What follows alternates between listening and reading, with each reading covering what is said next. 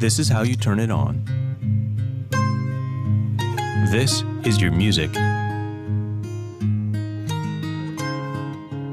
This is your email.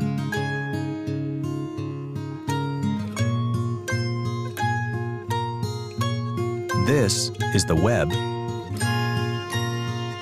And this is a call on your iPhone. So, say you're watching Pirates of the Caribbean.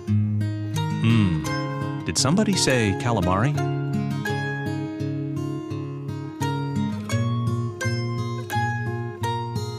The closest would be...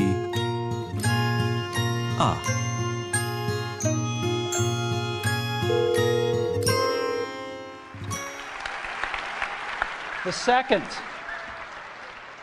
is a revolutionary mobile phone.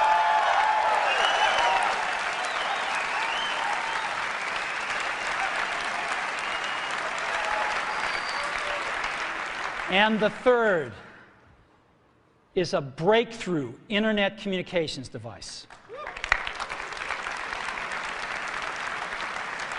So, three things: a widescreen iPod with touch controls, a revolutionary mobile phone, and a breakthrough internet communications device.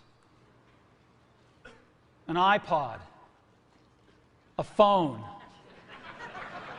and an internet communicator. An iPod, a phone. Are you getting it? These are not three separate devices. This is one device. And we are calling it iPhone. To talk about a category of things, the most advanced phones are called smartphones, so they say.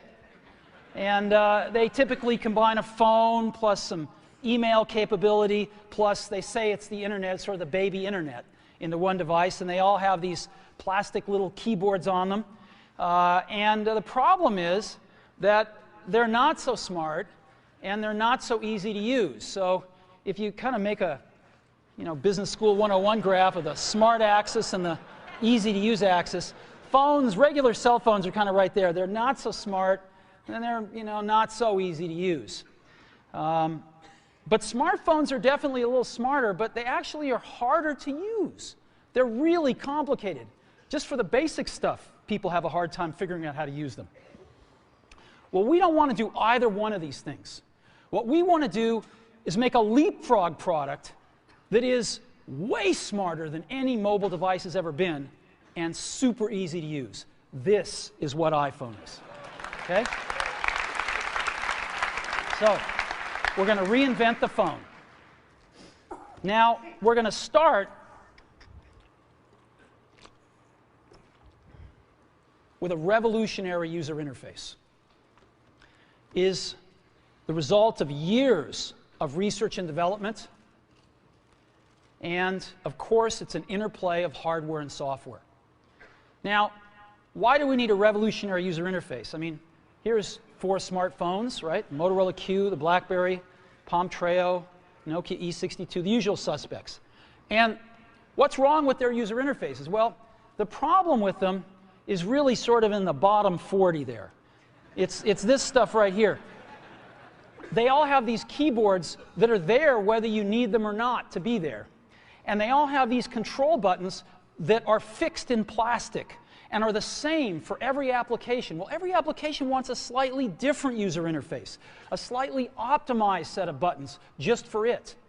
And what happens if you think of a great idea 6 months from now? You can't run around and add a button to these things. They're already shipped. So what do? It doesn't work because the buttons and the controls can't change. They can't change for each application, and they can't change down the road if you think of another great idea you want to add to this product. Well, how do you solve this? It turns out we have solved it. We solved it in computers 20 years ago. We solved it with a bitmap screen that could display anything we want, put any user interface up, and a pointing device. We solved it with the mouse. right? We solve this problem. So how are we going to take this to a mobile device? Well, what we're going to do is get rid of all these buttons and just make a giant screen. A giant screen. Now, how are we going to communicate this? We don't want to carry around a mouse, right? So what are we going to do? Oh, a stylus, right? We're going to use a stylus. No. No. Who wants a stylus? You have to get them and put them away and you lose them. Yuck. Nobody wants a stylus. So let's not use a stylus. We're going to use the best pointing device in the world. We're going to use a pointing device that we're all born with. We're born with 10 of them. We're going to use our fingers. We're going to touch this with our fingers. And we have invented a new technology called multi-touch, which is phenomenal. It works like magic. You don't need a stylus. It's far more accurate than any touch display that's ever been shipped. It ignores unintended touches. It's super smart. You can do multi-finger gestures on it. And boy, have we patented it.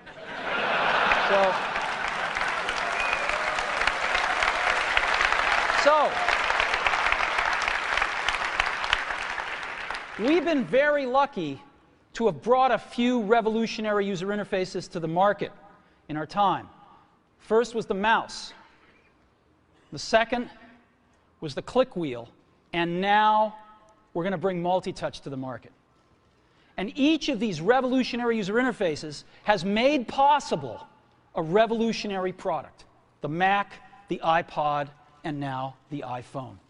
So, a revolutionary user interface. We're going to build on top of that with software. Now, software on mobile phones is like, it's like baby software. It's not so powerful. And today, we're going to show you a software breakthrough. Software that's at least 5 years ahead of what's on any other phone. Now, how do we do this? Well, we start with a strong foundation. iPhone runs OS X. Now,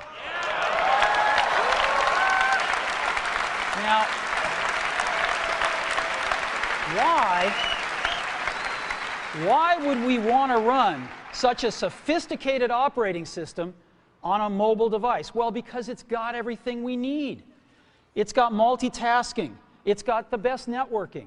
It already knows how to power manage. We've been doing this on mobile computers for years. It's got awesome security. And to write apps, it's got everything from Cocoa and the graphics, and it's got core animation built in, and it's got the audio and video that OS X is famous for. It's got all the stuff we want, and it's built right in to iPhone. And that has let us create desktop-class applications and networking, right?